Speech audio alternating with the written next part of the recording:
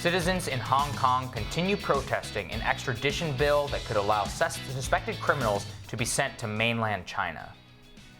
Demonstrators kicked off last weekend and escalated throughout the week. Police fired tear gas and rubber bullets into the crowds. The chaos shut down local government offices and left 79 people injured or hospitalized. Asia expert Gordon Chang has voiced his support for demonstrators, tweeting, quote, "Hong Kong is an inspiration," saying in part, "This is the front line of freedom." And Mr. Chang joins us now via Skype to discuss why the people of Hong Kong are against this extradition bill and to discuss the ongoing demonstrations. Great to see you, sir. No, thank you so much, Crystal. Could you just explain a little bit of the background, what this bill is and why people are so upset about it? Yeah, this is an extradition bill. It would allow Hong Kong to send fugitives to other jurisdictions. Hong Kong already has extradition agreements with 20 other jurisdictions, but this will allow to take fugitives from Hong Kong. It's concerned, of course, not only dissidents, but also the business community.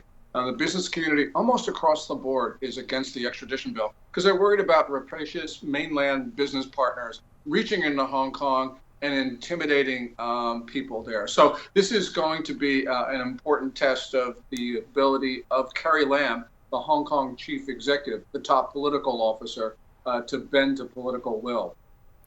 Gordon, how does this fit within the broader structure of mainland China? I think a lot of people don't really understand how Hong Kong is physically and politically distinct from the mainland because it's a very complicated relationship. Does this in effect mean that mainland China is going to have even more control over the one of the world's global financial centers? Yes, people in Hong Kong, especially the democracy advocates, say that this is Hong Kong's last stand.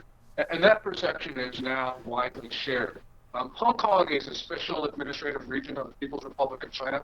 It has autonomy under a one country, two systems approach, as it's called, and that will last until 2047. But many people say that if this extradition bill goes through, that's the end of one country, two systems. It really makes Hong Kong, as the phrase goes, just another Chinese city. And is this part of a broader trend of mainland China exerting more control over Hong Kong? Yes, and this has gone on for quite some time. What's happened, people in Hong Kong have been quiet for long periods. And then when Beijing will do something that goes across the line, then they go out and demonstrate in big numbers. We saw this in 2003 over what's called Article 23 legislation or National Security Bill.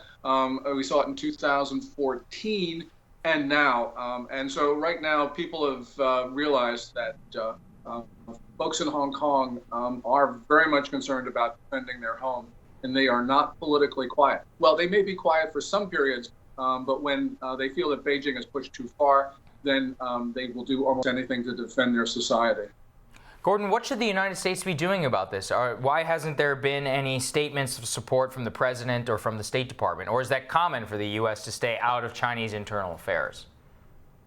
The State Department, Secretary of State Pompeo has talked about this. President Trump has merely said, I hope that China and Hong Kong can work it out. What the United States can do are a couple things.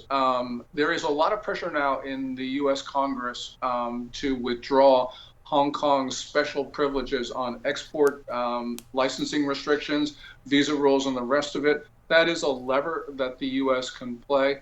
Also, I think we need to be much more forthright in public, especially from the president, about all of this, because this is the front line of freedom. And clearly, China intends to take over Hong Kong. They'll push as hard as they can, but they will retreat when the international community and the people of Hong Kong signal that they are going to make a stand. All right, Gordon Chang, thank you so much. Great to have your expertise. Thank you, Gordon. Thank you, Sauter. Thank you, Crystal. Next up on Rising, author Jonathan Tupper argues, just because you have a misguided policy abroad, it does not mean you have to do that at home. He's going to dive into the world of big business monopolies. And according to the Black Economic Alliance's executive director, African Americans will decide who takes the White House in 2020. She discusses with Hill TV's Jamal Simmons. All this when Rising continues.